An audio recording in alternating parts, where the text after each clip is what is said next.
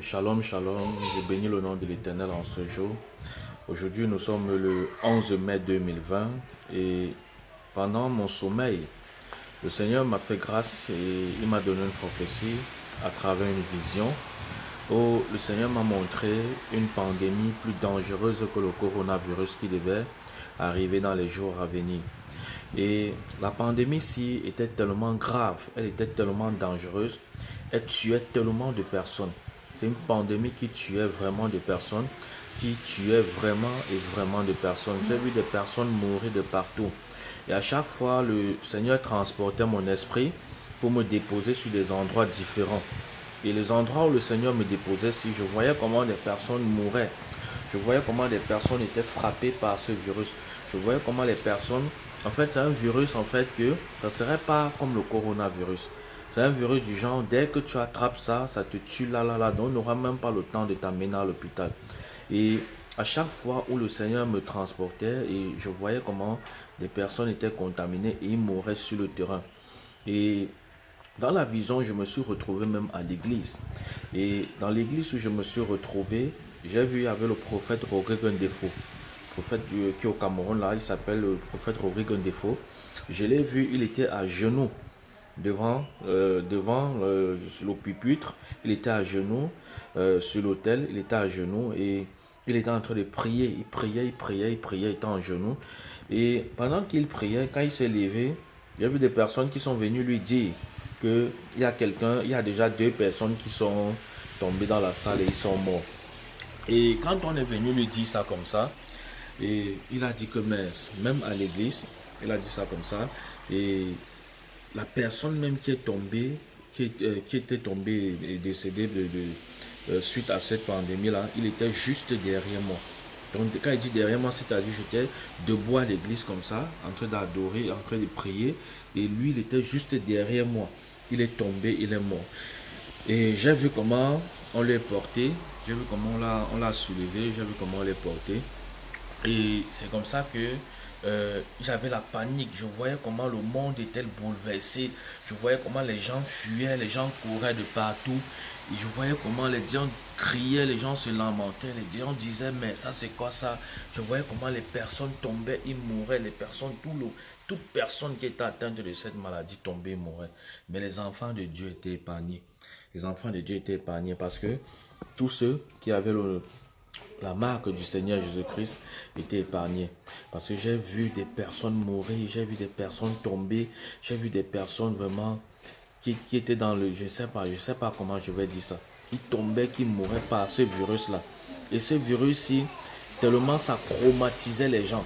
Ça chromatisait les gens. Il n'y avait pas un moyen pour dire qu'on va amener quelqu'un à l'hôpital pour le soigner. J'ai vu le monde, j'ai commencé à crier dans la vision que repentez-vous, acceptez le Seigneur Jésus-Christ.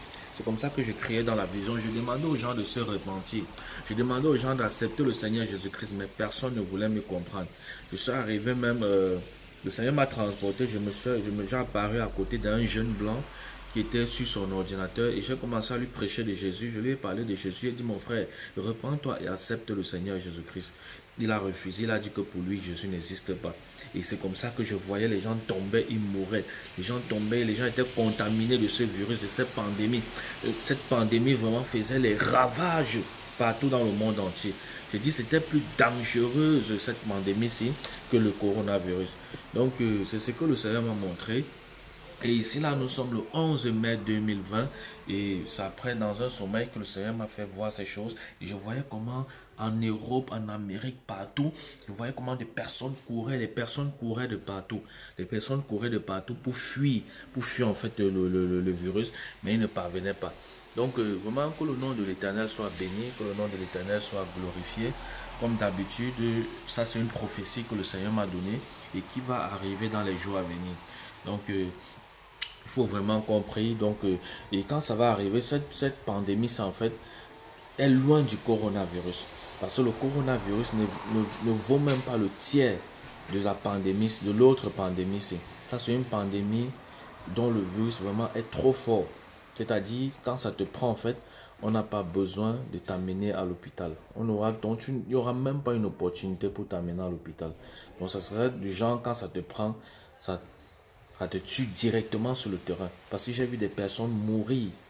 Des personnes, beaucoup de gens, tous ceux qui étaient contaminés par ça, mouraient directement.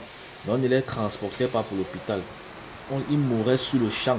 Donc, dès que le virus te contaminait, tu mourrais là. Donc, il n'y avait même pas l'opportunité de te transporter pour t'amener à l'hôpital. Donc, c'est ce qui s'est passé. Et je voyais comment les gens étaient terrifiés.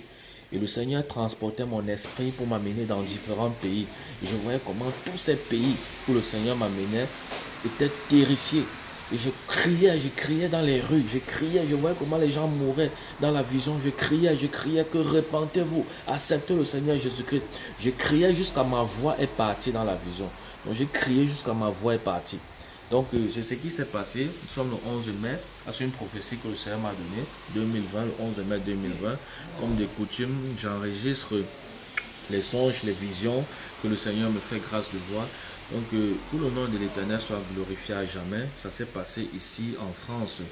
Ici en France, dans la ville de Villefranche, un petit département de Lyon. Voilà. Donc, dans cette maison même, dans ce foyer même où je suis, c'est ici que le Seigneur m'a donné cette révélation. Donc, que le nom de l'Éternel soit béni à jamais. Shalom.